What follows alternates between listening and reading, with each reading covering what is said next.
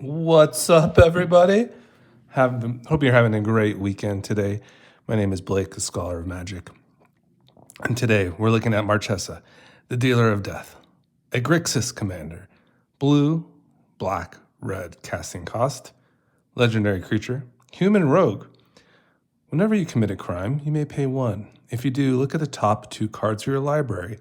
Put one of them into your hand and the other into your graveyard. Targeting opponents, anything they control and or cards in their graveyards is a crime. So a really key word that you will be looking at today in our cards is the word target. So most of our cards will have that kind of criteria. Some of them will just be crime payoffs, and we'll get into that in our first pile. But mostly I'd say probably the majority of the cards have to do with targeting either our opponent's creatures, their enchantments, their artifacts, their graveyard. And in those single instances of targeting, we can trigger Marchesa. We can then pay a 1 colorless. And then what we'll be able to do is look at the top 2 cards of our library, put one of those into our hand and the other into our graveyard. So some great selection and obviously a very good graveyard commander. We can draw lots of cards with this. We get a lot of selection. And we get to put one of those into our graveyard. So fantastic. So let's just get right into this. Nice body too, 3/4. Not bad. So let's kind of get into it, kind of talk about crimes a little bit, and the rest is history. So we have a really good crime payoff in general here. Magda the Hordemaster, 1 colorless, 1 red, legendary creature, dwarf berserker. Whenever you commit a crime, create a tapped treasure token. This ability triggers only once each turn. Sacrifice 3 treasures. Create a 4/4 red scorpion dragon creature token with flying and haste. Activate only as a sorcery. I would say one of the key things about crimes for us is finding those payoffs that have the kind of just perpetual crime enabling. That's going to be pretty big for our program. And you can see how well instant speed crime enabling does too in this deck, because we can go ahead and trigger, for instance, Magda on our turn, and then during our opponent's turns, we can trigger it as well and kind of get ahead with treasures. So that's really nice for us. Here's Karvak the Punisher. This is just a pure crime payoff. It's not going to generate any mana acceleration. What it's going to do is it's just going to help us get into our graveyard and basically cast those cards over and over again. So whenever you commit a crime, exile up to 1 target black card from your graveyard and copy it. You may cast a copy. If you do, you lose 2 life. What a bomb. So yeah, we can just get back into our black removal spells. We can set off Karvak and get into a Drown the Lock and just have another counter spell available. It's kind of crazy stuff. So I really like Karvak. Here's Duskmourne. This is just an absolute mega bomb for us. This card is gonna generate so many little zombie guys for us. And she herself is really hard to interact with because she has the ward to pay 2 life. So just prima facie, she has that really nice evasiveness. And then we can just set off the crimes, like I said, during our turn, during our opponent's turn, because it is only triggering once a turn, but we have more opportunities with all our opponents. And we can create more zombies, 2/2 zombies, and they get buffed from the Gissa. It's just a lot of power to the battlefield. We love it. So those were kind of the things that benefit from us from creating crime. Then there's cards that just in general will just kind of set it off, enable crimes themselves. And what a fantastic card like Murderous Rider, where it's this double-sided card. You're getting additional value from it. You can, play it as that spell, which is nice already, to destroy target creature or planeswalker in the swift end. That will target, of course, so that's a crime. And then you can just also play as a creature, a lifelinker, 2/3 lifelinker. So we just love it. Here's another fantastic card that will just, create those perpetual triggers, but mostly as long as opponents keep drawing cards more than their allotted first card a turn. So that's Orcus Bowmaster just enters already, and then it's going to start in targeting just with that trigger of the damage to any target. And then as opponents draw cards from the additional cards that they draw each turn, then the Bowmasters can repeat, and then we can target over again, and then of course make more crimes. Okay, so I think that one's kind of snuck into the area a little bit, but that one's a little preview of what to come, the Archon. So we'll see more of that a little bit later.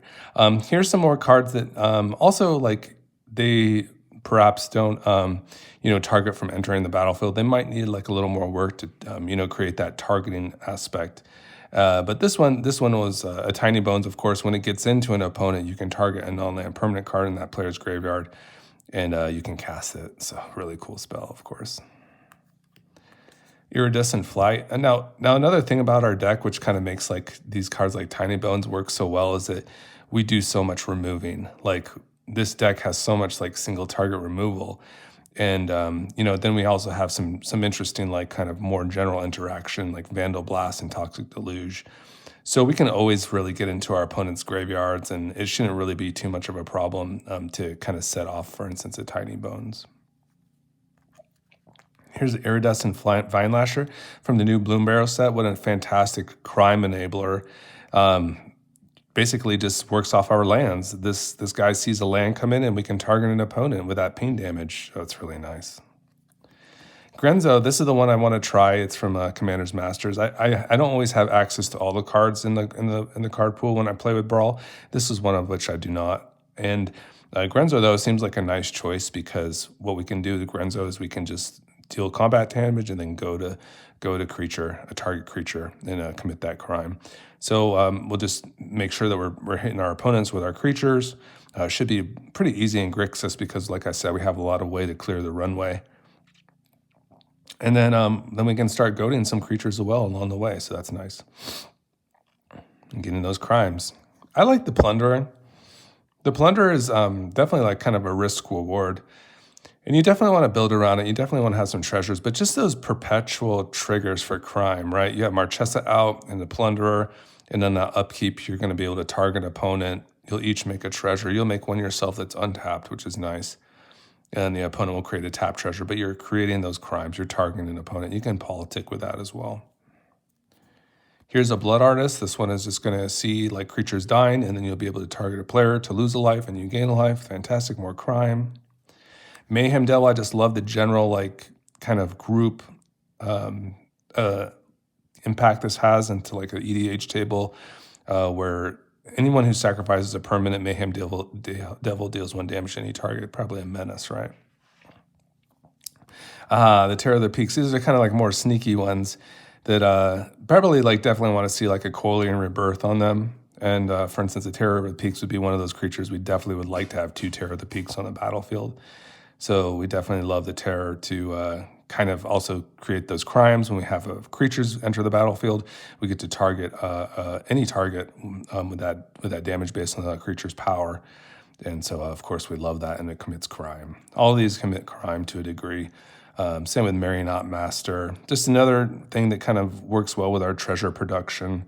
And we'll be targeting opponents for losing life, a target opponent, when an artifact goes into the graveyard. And of course, we'd like to get this power up a little bit with that Fabricate, so we'd like that as well. This one will be the Vein Ripper. I don't have that copy of that, but that will be Vein Ripper. And this one also seems nice too. It's Sepulchral Primordial. Not only does it like really kind of work with the fact that we're going to be putting a lot of things into our opponent's graveyards from all of our removal spells. We'll also target as well. We'll target the creatures when this comes onto the battlefield. So we'll get another crime trigger. So it seems to work out for us pretty well. And then, of course, I kind of flubbed this one, but Archon, the Archon of Cruelty. And yeah, ooh, baby. I'm excited to play this card. I haven't actually had a deck where I got to play this, and I was like, well, I'll probably put this in my Sauron the Necromancer deck too. It just fits in really well, and really like kind of screws someone over. You target the opponent, and they'll sacrifice a creature, discard a card, and lose 3 life. And then you draw a card and gain 3 life, so it's great. All right, so there's the Archon. Good. These are good targets for us. They all commit crimes. So those are the creatures. Now let's go into like the me just kind of move that over there. These are going to be our these are going to be like the non-creature spells that create crime. I love a card like Unlicensed Hearse. This is something you can activate on your opponent's turns too. You know, for instance, for the crimes you want to commit, maybe we don't always have the instrument speed removal, but maybe we have a hearse to kind of set that off and create that crime trigger. Get into our opponent's graveyard if they have anything little nasty we don't want them to get into anyway. So a little bit of graveyard, a responsible card, an effective card, and we love it. It just seems to work so well for us here. This will be Tiny Bone Joins Up. Basically, that's a card that makes everyone discard a card, every opponent, upon its entering the battlefield. And then each time we have a legendary creature enter the battlefield, this basically will target that opponent to mill a card and lose a life. And that's the thing, is that the targeting, right? You can target any number of opponents too with a legendary. And we have a few legendaries in here, like even Marchesa sets this off. So it seems like a good one for us. Then we have just like regular blue interaction. Big fan of Strict Serenade, just to hit planeswalkers in general, and also your opponent's commanders. So yeah, it's a nice one, guys, and they just get a little bird. It's a great card. Wash Away too for your opponent's commanders seem to work very well, of course. So just a really nice cheeky counter spell. So we have some really nice blue interaction here. Mana Drain, of course, is just that fantastic one. We can get into some of our more expensive spells a little bit easier too with a Mana Drain. Then we also want to prioritize those free spells, like a Deflecting Swap. I do not have Fierce Guardianship. It probably would go in here.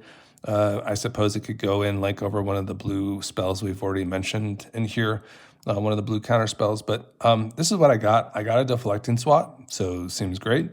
We can change the new targets for target spell ability once this another spell is cast by our opponents. So it seems pretty nice for us. And it's free, so then we can get that crime trigger pay into the one. It's much easier, right? So these cards, like these free spells, like Deflecting Swat, as long as we have our commander meet that criteria, we can kind of get into those a lot easier and have that mana available to make sure we get that card into our hand and then into our graveyard. Snuff Out is also pretty, we just want to meet the criteria for having a swamp onto the battlefield. And then, of course, we can destroy a creature just by paying for life. We love that. Whew. Target non-black creature, so that's a fantastic card. Deadly Rollick, additionally. Our commander's not too expensive. These all seem like just very easy spells to kind of get into and really take advantage of. This will be the Exiling target creature, so that's nasty. Dismember, once again, this very cheap interactive removal. It's so good, guys. I love it. You're going to love this stuff. Marchesa is a great commander. The colors are great. The cards are strong. And you get to like just kill a lot of stuff, and like you don't have to be too sad about it because you're just gonna like draw a bunch of cards with Marchesa.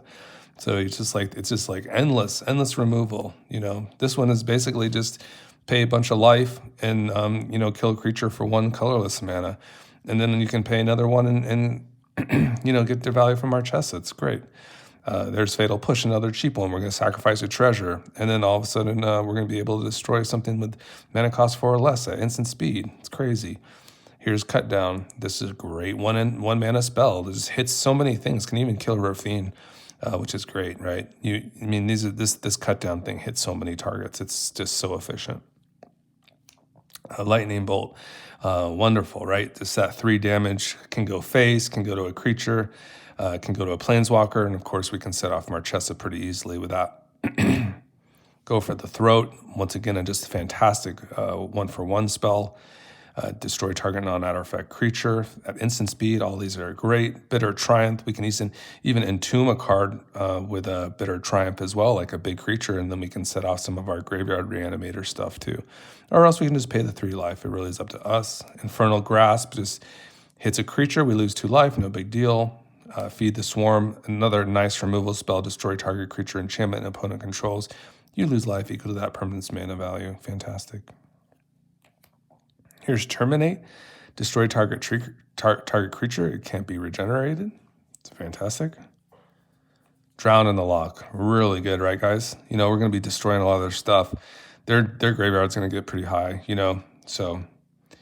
Yeah, we're going to be able to counter spells with this. We're going to be able to destroy creatures with it. It's just going to do all those things we want. Virtue of Persistence, a really nice one, right? You get a little bit of life from this one, which is nice. Then later on, it can become like an enchantment. We can get into our opponent's graveyards and start fishing some creatures out of there.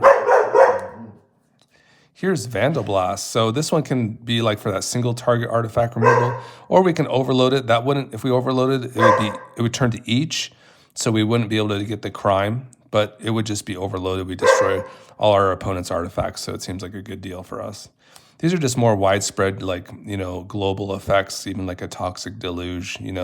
We just love it in black, just to like kind of, set the board up over again and kind of get into our more like, what would you say, Sauron-ish kind of gameplay. I guess that's the equivalent to like Gandalf and Azorius. Like we can be the Sauron and, kind of take over with our spells.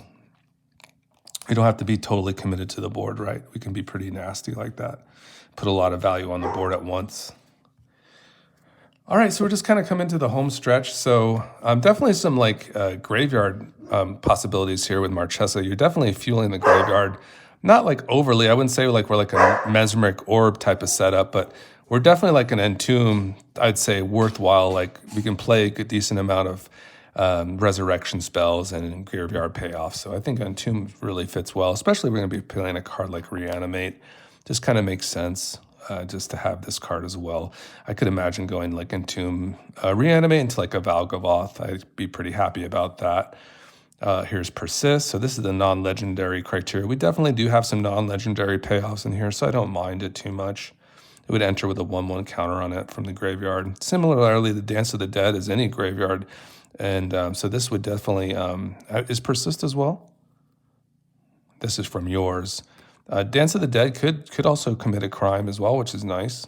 So it could take target creature from any graveyard and put it directly into play under your control. So that's a nice little effect there. So there's Dance of the Dead.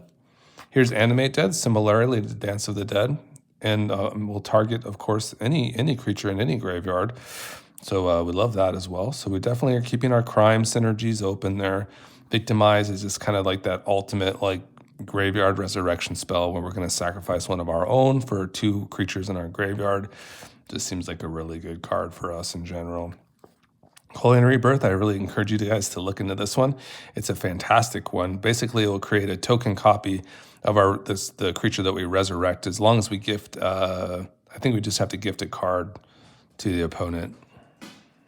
Yeah, you gift a card, and you'll create a version of the creature in itself, and then a 1/1 version of it as well. So just some possibilities. You can imagine like a Vein Ripper, for instance, a Bloodletter Aclazotz, a Goldspan Dragon. Any of these cards are very cool to kind of have 2 copies of rather than 1. So we love it. Here's the Dragon Rage Channeler. This is just a great fuel. This is just kind of like the way we're going to be building the graveyard. So, of course, the Dragon Rage Channeler can definitely fit for that glue, right? Along with like the Entomb effects of Marchesa and some of the cards we have. All right, so here's the juice, guys. Are you ready for the juice? All right, so here it is, the Unstoppable Slasher. What is this card? I'm so sorry, opponents. I'm so sorry. I'll have to take half of your life away. I'm going to connect and take half of your life away. Oh my God, what is this card? I said, oh, well, if you're going to play Bloodletter Aclazotz, you might as well play the Slasher too. So makes sense. And yeah, this thing, if it dies, it just like will come back in a couple turns. It gets stunned and it's tapped and then it comes back. It's crazy. Here's the Bloodletter of Aclazotz, and that's a nasty guy too. If an opponent would lose life during your turn, they lose twice that much life instead. I think this is like a $40 card now. It's absolutely crazy, guys. The Bloodletter. What a bomb mythic that is. Shealdred. It's an each on its initial enter the battlefield, but when you flip this thing over, so Rocky's sister is getting groomed right now. So he's like having a ball right now. So this one, that chapter 1, for each opponent, destroy up to 1 target creature or planeswalker that player controls. So we'll start to target. We can do some crimes with this. Then it goes to each, and then we get to put all cards from our graveyards on the battlefield under your control. All graveyards, all the creatures. And that's a pretty good card, huh? So there's that. So Razorkin Needlehead, this card is also new. It doesn't create crimes, unfortunately. It would be amazing if it did. it doesn't specifically target. Just whenever an opponent draws a card, they deal 1 damage to them. I just think in general, this will really punish opponents just for drawing cards. It's just a really nasty, kind of a Sheoldred effect. And this thing can like really start doing a lot of damage. And that's how we want to win. We want to kind of drain a little bit here and there. So just that extra damage will help us get to the finish line, I'm sure. Hullbreaker Horror is just another mega bomb for us. We just love to have this like resurrected and, start kind of dictating the board based on a Hullbreaker Horror, bouncing spells back. We just love it. Just love this spell so much. So there's the Hullbreaker Horror. And here's Valgavoth, guys. So another nice like hit for us, I'd say. Just a really good one. And, of course, getting into our opponent's things. Yeah, I mean, once we start because we can keep removing things, of course, and then we can go ahead and start playing them by just paying life. So that could definitely, really dictate a game pretty early on.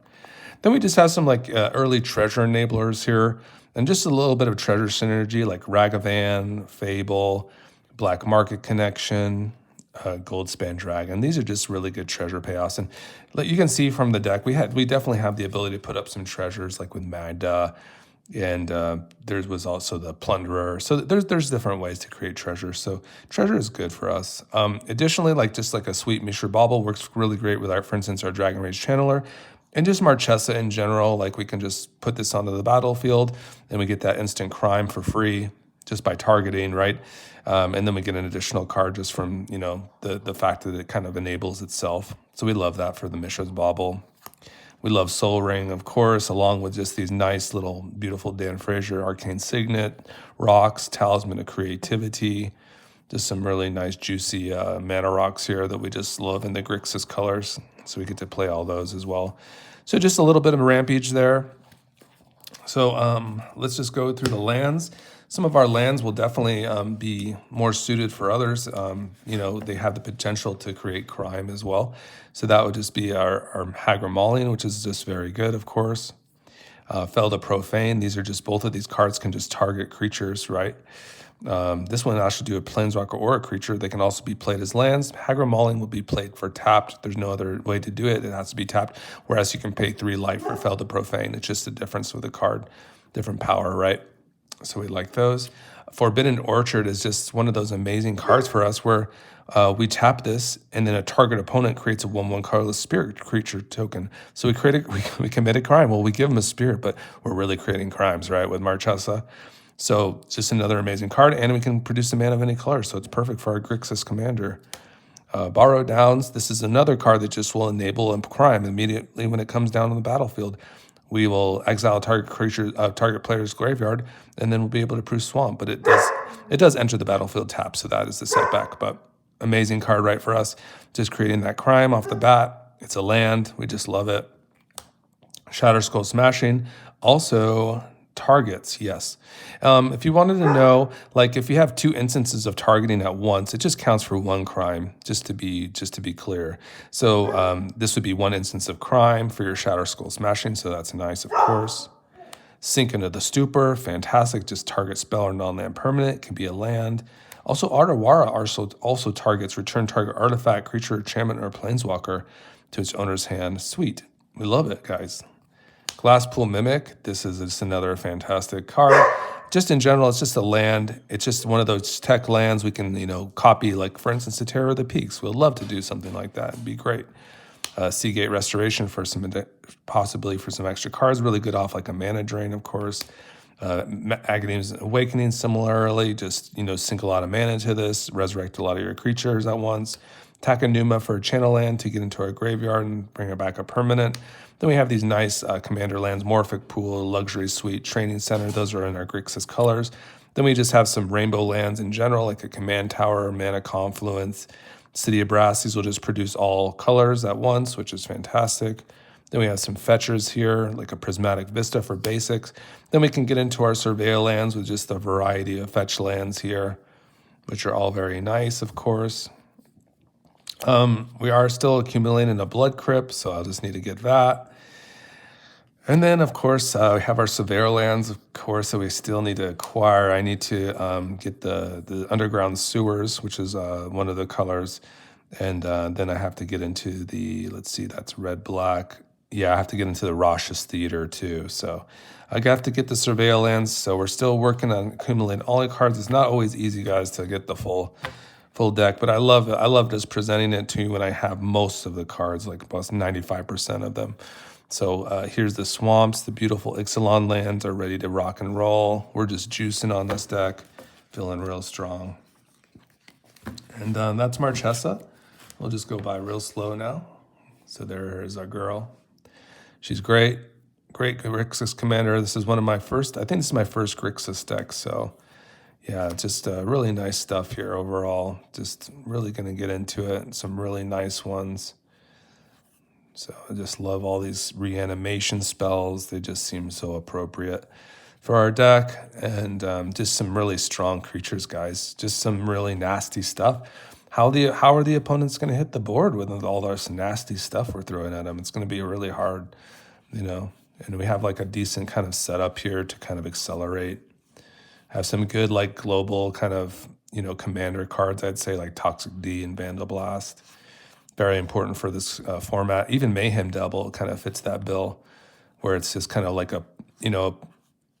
just penalizing people for playing Magic, for playing their fetch lands and such, and sacrificing their fetch lands and sacrificing their treasures. Just kind of gets into that. And then you get to play blue, which is also kind of nuts. Like you get these stupid like 1 mana counter spells that are so strong. Then you can play like a card like Unlicensed Hearse, which you probably normally wouldn't be able to do. So we're definitely creating crimes here. We're definitely have a crime deck, as you would say. And the choices are really nice, guys. And I think they all synergize well. There's like a Tyrant's Familiar. I mean, I thought that the Marionette Master fit just slightly better just because of the artifacts we're playing. But there's some really great cards that just will target things and are strong. And, they just basically reward you for playing your cards as they are. So, yeah, here's the lands once again. So we got some really nice ones here. Really nice targeting lands here. The Forbidden Orchard, some nice tech. And, of course, the Bujuka Bog. So, yeah, guys, appreciate you for hanging out with me. This is like, we had our 200 subscriber milestone met. And, I get about 3 subscribers from each of these videos. So I appreciate you for joining me for this one. And I assume this will be a very popular video just because, this is just, these deck techs are kind of, they are time consuming, but I do appreciate you hanging out with me. Additionally, what we'll be doing too soon is, I think for our next video, we'll definitely be popping one of these bad boys. So that will be kind of a fun one too. So look to join me for that one. I'll probably post that tomorrow. And yeah, there's a Nightmare bundle here. And what cards are we looking at for Duskmourne? I'm looking for an Oculus, of course. That would probably be ideal. Maybe some more Unstoppable Slashers would be nice to pull as well. So be looking out for some of that. Yeah, but I do like that set as well. There's definitely some cards I'll be looking for. So have a great day, everybody. I'll see you later. Bye.